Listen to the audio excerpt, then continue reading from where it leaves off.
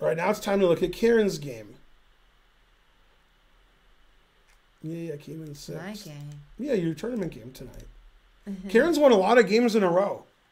I mean, but You were 2-0, it's a 3, then what before that? What about how'd you do in the month long? Did you play anybody? I mean, I wasn't really. You beat Eunice in an extra rated game. Yeah, so you might have won a few games in a row. No, that was last month long. This month long, there was only one extra rated game. That was last month long? I played her in the Wow. the Mayhem tournament. Right, the Mayhem, but that counts. Yeah. Oh, that's already counted it though. I said 3. Okay. And then in the Blitz, you gained like 1 million points and you won money. Yeah, you're on fire. Yeah, my game, wasn't the greatest. I don't know, he just kept dropping pieces. They're trying to cheat. He's like, good job.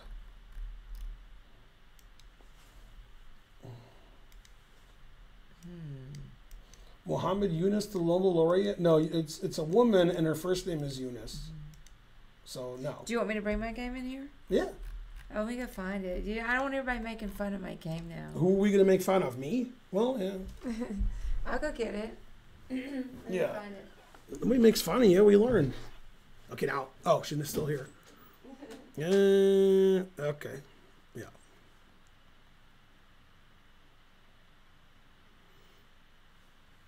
Man, I wonder if it's a ruse from trying to learn. He's like, sorry, I was away. Anyway, I got new glasses, although the frames are the same. But it's a new idea in lenses. The last ones I had were just lenses. This has all kinds of stuff and glare, and it has a cheat thing in here where Stockfish pulls right up, and I can see it and you can't. So they're excellent glasses. You can see how like it's not dark now, like compared to the way it was, right? Yeah. It's not as dark as it was, my glasses. Oh, the glasses. Yeah. You were complaining that, going to Chicago. Okay. Yeah, I'm sure the notation's not. Let's get ready to make fun. Okay. Karen's white. Her opponent's unrated. Game 75. E6, E3. Knight C6 is not a good move because he can't play C5 or E5. 1,000 centidues. Revisit NF7 in the game after Yaba. What? Oh, no, yeah, I'm sorry. I didn't mean to. What's happening? Knight F7. Wait, what? Did I play Knight F7 against Yaba? You beat 1800. Hooray. Ben Johnson, I was on fire. Thank you. What do you think of redheads? Okay, now Karen's opponent made a move that you might not consider. Knight A5. After I said he can't play C5 or E5, he's like, I want to play C5. Karen played the engine move, C5. Now in this position, Karen, if you take the pawn, which you should, if he takes back, you have this fork. So that's why you could take and then play B4, gaining a tempo on your pawn up. Okay, you played Queen A4 check. He played Bishop D7. That's best. You played Bishop B5. That's good. And now he didn't blunder a piece. He played Knight F6. That doesn't blunder a piece. Okay, good. You played Knight E5. Excellent. He played Bishop takes B5, and you wrote Bishop takes B6. Good enough. And I think that's a blundering. I think that's a blunder. No, it's okay. You're just like barely winning, it says. And now he blundered. Yeah, he needs to play Knight C6 and lose a pawn. Right. You're winning there, but this is really losing because his queen's overworked. Yeah. Now he has to play A6, and then you're winning, but it's complicated. But I'm assuming he didn't do that. Yeah, he played here. Bam! Was he visibly shaken when you took his knight? Not really. Okay, B6, giving up the white squares. Terrible. Knight D2, never play F6, that's why he lost. Always retreat. Then you getting him on the flip side. So you saw my game with Yuri Balashov. You played the same idea. Okay. Yeah, that's the one where I played Queen H8 check and made him. Yeah. Yeah. Rook F7, Knight F3. Knight F3 is not where you want your knight because you can't move your knight anywhere. The knight's good for controlling these squares. So probably just put your rooks like in the center. Okay. But c'est pas différence. Bishop h6, potentially getting your bishop trapped. But it doesn't matter because you're still winning. f5, making sure you never get your bishop trapped. So that's not good. One thing low-rated players don't understand, along with everything, but this is a specific thing, is when they make a move, what they give away.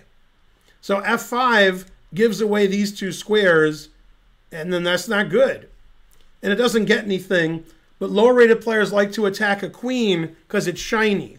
That's why we shine the pieces up before every round. That way we get rid of COVID and they're shiny.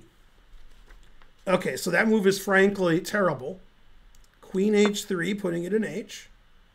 Then you hopped in there. Good, good. Then you played f4, making sure he never has any Gegenspiel. b5, then you attacked. Roar, go Karen.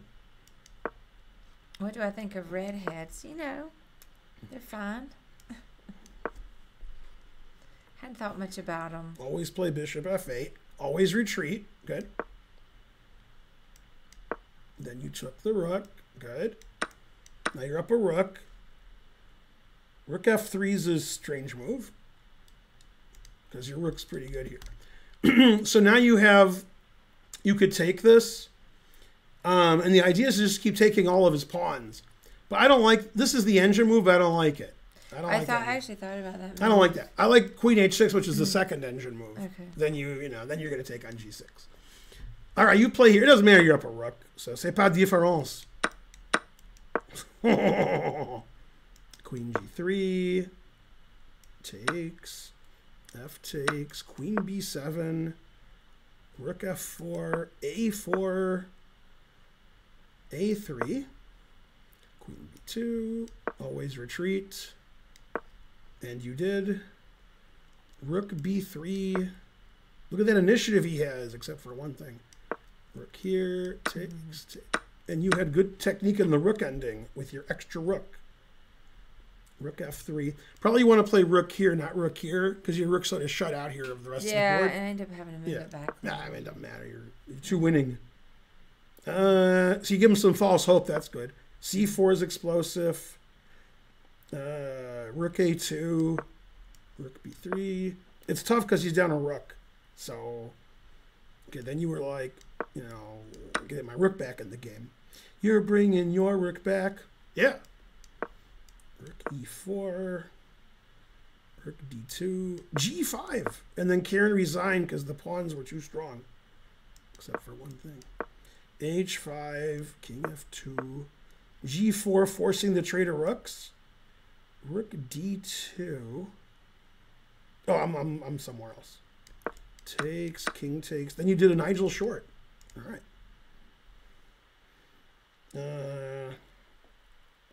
King g7, rook d2 again. Damn. Times you playing rook d2. All right, so it's, I think it's d1. I thought it was b2, but now I think it's d1. D1, it's D1. Yeah, king g6, rook b1. So when he played c3, were you PO'd? No. No. No. That's... Rook c1, king h5, hg3. So he played h4. Oh, he played h4. Oh, you played king f4 after king g6. I was about to say, I know I moved my king up. Right, okay. King f4. Then he played h4, getting a lot of counterplay. King h5, hg, hg, and he resigned here, right? Yeah. Yeah. Okay, I would say you played 91 that game. And I'm going to say he played 36. You agree with all those numbers? I never know. Promote. Delete. All right. And then delete. Oh, that was the right thing, actually. Okay. King f4, h4, rook b1, c3, rook c1, king h5. Take, take, take. Ah! Mouse slip. Now I resign. Promote. And then...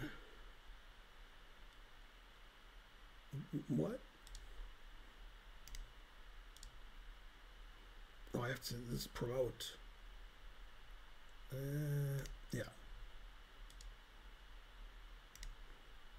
All right.